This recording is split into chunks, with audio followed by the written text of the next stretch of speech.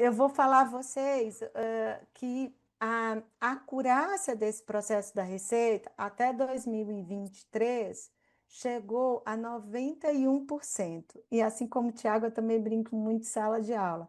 Eu faço assim: olha, você tem a certeza que você é o 9% sabidão que a Receita não pegou ou está errado naquela fiscalização, não há nenhum problema. Você vai correr atrás do Wander, do escritório, para te assessorar e te ajudar a responder aquele questionamento da Receita. Há o tempo e há sim a possibilidade de justificativa em relação à fiscalização.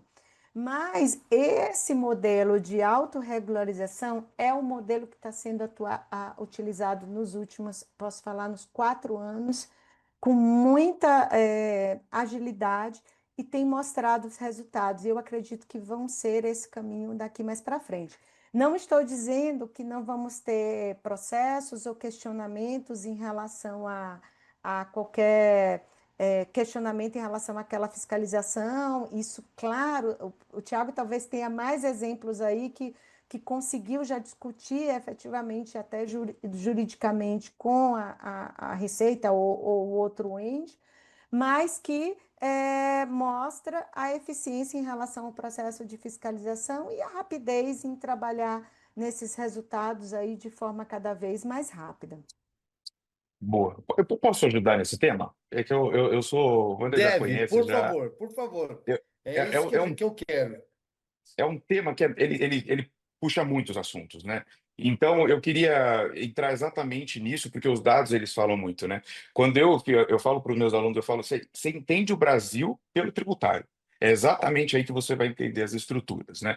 E aí, vamos começar aqui com algumas crenças, né? O contribuinte, ele entende assim, né? Não, eu não vou ser fiscalizado, né? A gente já ouviu isso, mas faz 15 anos, etc e tal.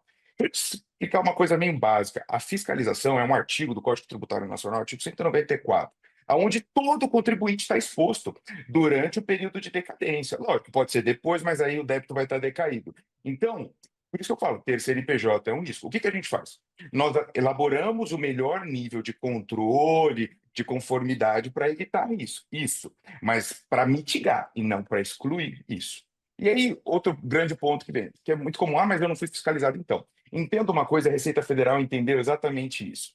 Nós temos três tipos de fiscalizações, e aqui é o Tiago falando nas minhas leituras empíricas, né? Vamos dizer, porque eu já tenho um tempinho aí de fiscalizações.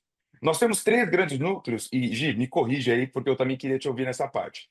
Nós temos os grandes contribuintes no Brasil, e aí nós estamos falando de 0,05% dos CNPJs, que respondem por 60% da arrecadação. Então a gente está falando de uma Nestlé, de uma Toyota, enfim, maiores contribuintes, onde é aquela coisa, né? E aí eu vou dedicar um auditor para eles. Né? Então, eu já trabalhei em maiores contribuintes, o auditor ficava lá comigo, um pouco de carência, um pouco de controle, ficava lá, me ligava, etc e tal, mas ele faz um acompanhamento econômico-financeiro. Por quê?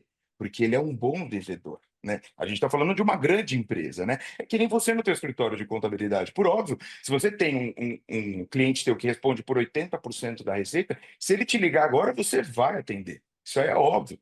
Por quê? Porque ele representa muita coisa para você. Então, essa é uma fatia. Segunda fatia, eu falo que a gente tem as famosas modinhas de fiscalizações, né? Então, nós tivemos aí no F100 há um tempo atrás, né? O pessoal jogando crédito de PIS e COFINS, né? No extemporâneo.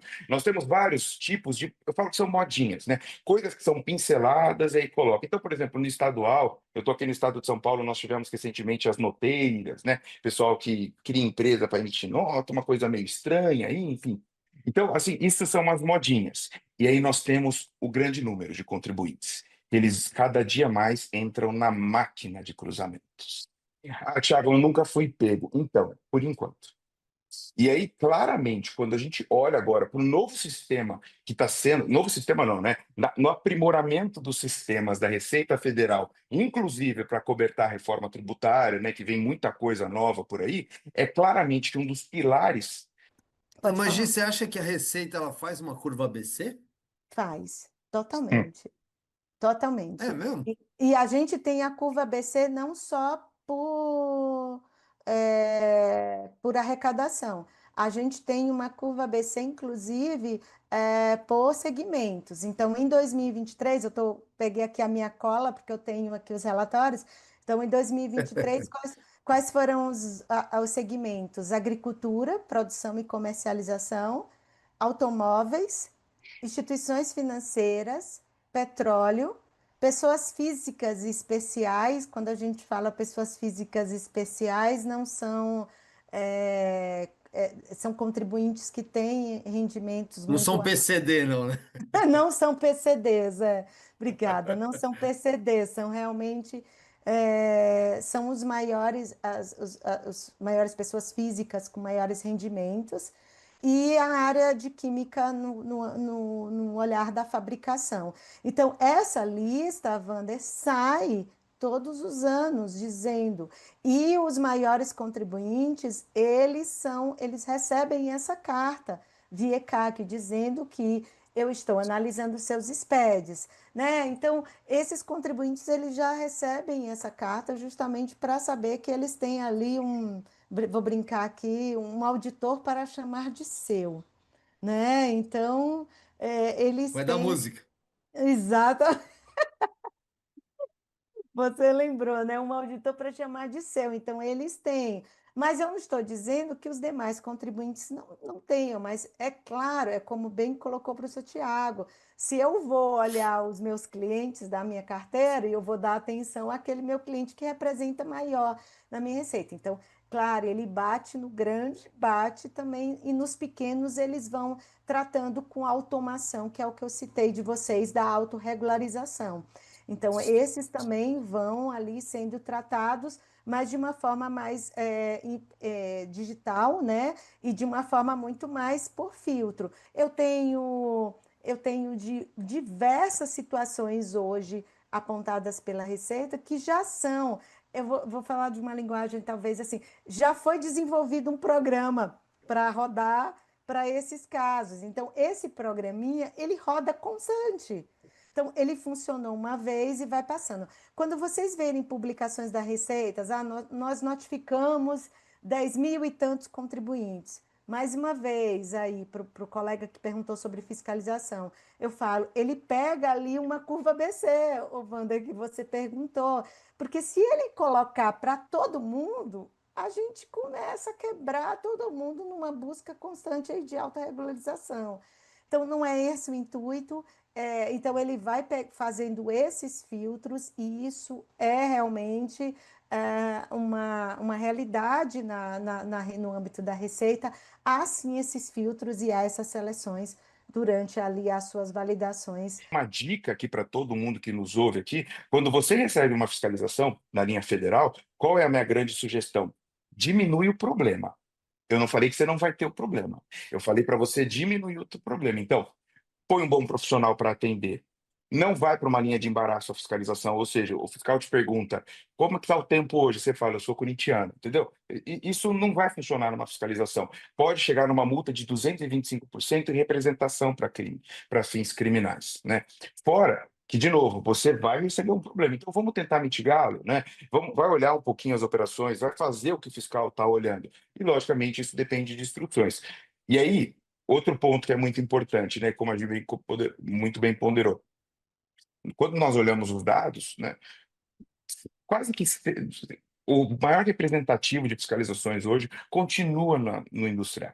A indústria continua sendo o grande forte do Brasil. Nós temos aí a parte bancária, a parte de prestação de serviço, óbvio, mas a indústria continua sendo o grande foco, né? A Receita Federal, quando ela vai atrás de você, quando ela puxa algum tipo, né, de fiscalização, ela já sabe os dados. A ECF, para mim, é a obrigação acessória com o maior olhar da Receita, especificamente, porque, para quem não sabe, o imposto de renda e o CCLL, o imposto de renda à pessoa jurídica e o CCLL, representa, e aí eu vou novamente falar a frase do professor Tiago, representa 60% do faturamento da Receita. Ou seja, de todos os tributos, tem muita gente que fala de PIS e COFINS, mas o maior receita de arrecadação, vai até redundante, da receita é 60% é o IRPJ e o CCLL. E onde é que estão Isso. Uhum. E Isso onde estão considerando as três categorias, né? Ou seja, simples, presumido e real. considerando todos. Então, é a representatividade da arrecadação da receita. Então, somando os dois, dá 60%. Então, você concorda comigo se a Receita tiver de colocar, como diz o Tiago, um canhão para fiscalizar, ele vai priorizar em fiscalizar esses impostos que é o IRPJ e CCLL, que tem essa representatividade na sua arrecadação. E onde é a base de dados que a Receita busca dessas informações? ECF. Então, a ECF é a obrigação acessória com maior olhar da Receita hoje. E aqui fazendo uma ligação de benefício tributário agora com reforma tributária. Logicamente, né, a gente já sabe disso, a reforma tributária começa operacionalmente aqui uma dica para vocês, que a Gi fala muito, eu falo muito, o Wander fala muito, olha, o primeiro aspecto a ser operado da reforma tributária está na nota fiscal. Em 2026, janeiro de 2026, se você não tiver parametrizado, né, a sua nota para ter lá os campos novos CBS e IBS, tua nota não é emitida. Em outras palavras, você não vai ter faturamento, amigão. A Receita Federal emitiu, faz umas 2, 3 semanas, uma linha de reforma tributária e a plataforma tecnológica dela, né? E ela trouxe um novo conceito, para mim foi um conceito novo, né? O tal do ROC, Registro de Orientação de Operações de Consumo. Isso é muito interessante, né? Nós vamos ter, né? Até tem, depois, quem quiser, entre em contato, a gente disponibiliza nenhum problema. Então, por exemplo, né, nessa linha de comitê gestor, de CDS, IBS, tudo isso, quem que vai alimentar isso, né? As operações de consumo, nota fiscal de serviço, nota fiscal de conhecimento de transporte, nota fiscal de prestação de venda de mercadoria. Tudo isso a Receita Federal coloca que é a arquitetura do consumo. Olha que bonito isso. Eu gostei desse nome. Arquitetura do Arquitetura do consumo. consumo. Nossa, Ó, sensacional. Adorei. não. E aí ela traz isso numa linha de portal da reforma para quê? Para ela chegar no grande ponto dela. E isso é muito legal. E eu falo isso e eu sou muito enfático nisso, né? E depois eu vou dar a palavra para a Gi. Vocês têm que entender que compliance, nós estamos indo para uma geração onde compliance é básico. É arroz e feijão. Não tem como sair do compliance. E é ele que vai alimentar toda a estrutura. E uma estrutura que, por exemplo, né, nessa arquitetura do consumo, é, e aí a gente vai entrar em alguns outros pontos só. Nós vamos ter, por exemplo, o split payment, né, que é a arrecadação diretamente ali na instituição financeira, e o consumo servindo de base para isso, né? Esses registros trazendo isso quase que como um insumo. Ou seja, é uma linha muito bem feita, por mais que se critique, mas é uma linha muito bem feita desses cruzamentos de informações. Anotem esse número, artigo 335. Pega esse artigo, imprime, coloca na frente do seu escritório de contabilidade ou do seu escritório de advocacia ou da sua empresa. São as situações em que a Receita Federal vai ter uma base agora para falar que houve uma presunção legal e vai haver tributação de IBS e CBS. Ou seja, situações que a gente vê no mercado e ela já vai falar que é aquilo. Então, por exemplo, falta de registro contábil, estoque em desacordo, falta de emissão de nota. Isso tudo, pela legislação agora, é situações em que vão levar a uma tributação. Aonde eu quero chegar com isso tudo, e aí até respondendo todas as perguntas. Errar vai custar mais caro no futuro do que hoje em dia, não, gente? Tributos federais têm que ser olhados e obrigações acessórias federais como um todo. Porque hoje eu vejo muito, e aí eu vou jogar depois a bola para o Zé Thiago, vejo muito pessoas que não olham as compensações, que foi uma das coisas que veio muito boas com o SPED nos últimos anos, justamente porque não olha esse cenário. Você tem crédito de previdenciário lá na tua empresa há um tempão que você está tentando pedir um ressarcimento ou um reembolso de valores, que você fez uma PED-COMP ainda na PED-COMP convencional, que você por ano-luz está esperando esse valor, e que você poderia usar isso numa DCTF, numa PED-COMP web, para fazer uma compensação contra uma DCTF web. Então, eu acho que, mais uma vez, aqui não é criticar os profissionais, porque eu vivo na mesma luta com vocês. São as nossas demandas que não nos permitem nem olhar além do que a gente pode fazer de processo de compensação, de olhar outras obrigações para evitar. Muitas das fiscalizações que a gente vivencia, Wander, são relacionadas a um descuido de obrigações que estão sendo feitas, entregues por pessoas diferentes dentro do escritório, dentro das empresas, que não fizeram ali uma reunião, uma conversa em grupo para avaliar essas informações que estão sendo prestadas. Então, são aqui se eu pudesse dar a primeira dica de estratégia para tentar aí evitar problemas com a Receita comecem a se unir profissionais que estão dentro da organização que tratam de obrigações acessórias federais para que vocês evitem ter informações distorcidas. Se eu posso dar aqui de dicas para vocês começarem a trabalhar, para mim, eu particularmente sou fã de ferramentas de auditorias digitais para que efetivamente possam garantir esse trabalho manual. Não tem como você ficar ticando nota, gerando Excel. Você tem que ter coisas que te agilizem no teu tempo, no trabalho manual, para que você possa estar trabalhando no estratégico. Eu adoro usar os termos de auditoria preventiva, que é quando você valida o arquivo antes de mandar. A corretiva, ela pode também surgir demandas, que é quando você já tem uma notificação da Receita para atender sobre aquela correção daquelas obrigações. Mas eu adoro auditoria consultiva, que é quando você começa a usar essas ferramentas para identificar, nossa, eu estou com um problema num item que sempre que está dando problema. Todo mês eu entrego aquele arquivo de despede fiscal e dá erro naquele mesmo local. O que o fiscal tem que fazer, Wander? Voltar lá na ponta e analisar na ponta o que está sendo feito de cadastro daquele produto errado para que aquele problema não se repita novamente.